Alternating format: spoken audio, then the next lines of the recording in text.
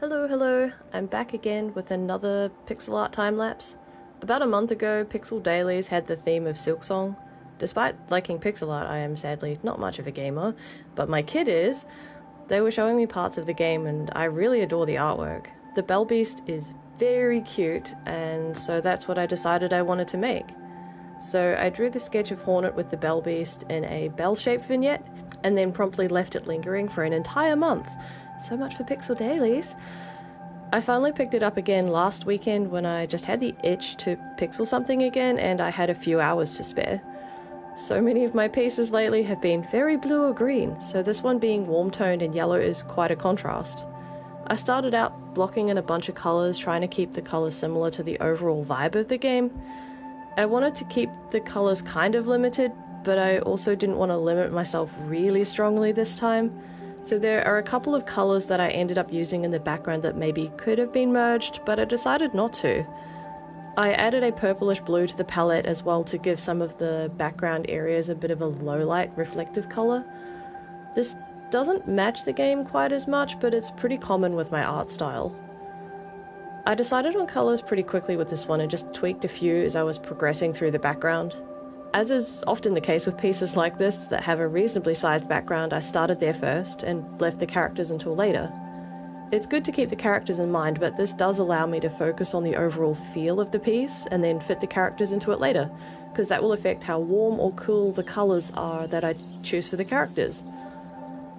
I worked on a few layers for the background before merging them all into one layer so I could clean up the sketch. Sketches are great for showing the placement and some of the details, but they're kind of messy and they can just get in the way. I usually merge them with the background somewhere early-ish so that I can pixel over top and then it just all blends together. There's a lot of blobbing round shapes in this one to create the gigantic amount of bells all over the floor. Looking back, I probably should have included some more variation in those shapes, but there's at least a few in the end. In keeping to something similar to the game, some of the bells have a bit more overall definition, while others only get the very edgelet, which helps to give that sort of metal texture. You can see some of the shinier metal texture on the main bell in the very top center, and how I build that up to have stronger lighting on the left side, some quite dark shadows towards the middle, and then a slight bounce light on the right. Basically, most of this video is just the background sols, which I guess makes sense. It did take a while to render things out evenly.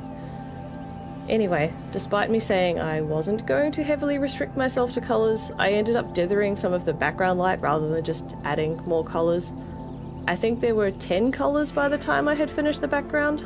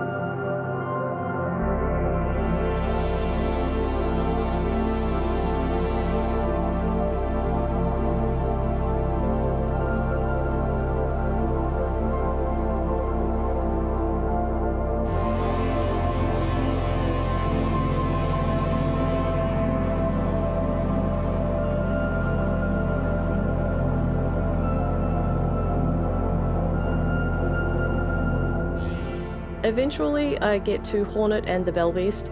Hornet was probably the simplest for this piece, and the Bell Beast gave me a bit of difficulty in trying to shade a big, largely untextured shapes so it doesn't look pillow shaded. I specifically tried to offset the colour shapes so that they don't follow each other too closely while using some of the in-between colours in the background to anti-alias the edges. On the head, I used dithering to merge those two colours a little bit better without adding another colour to the palette. I found the eye shapes a little difficult too because the angles I had in the eyes looked a bit more angry than I felt they should have. But there's also only so many pixels. I tried to mitigate this a little bit by using some anti-aliasing around the edges to adjust it slightly, which was a bit of trial and error. You will also see that I effectively finished shading the Bell Beast and then went back and decided to lighten the body entirely, but I think that was the right decision in the end to make her stand out a bit more. The whole piece came together quite quickly and I'm really pleased with how it turned out in the end. It was 121 by 176 pixels in size with a total of 16 colours, which is less than I thought it would end up being. Anyway, thank you for listening to me yap on about this piece of pixel art, and I hope you enjoy the rest of the time lapse.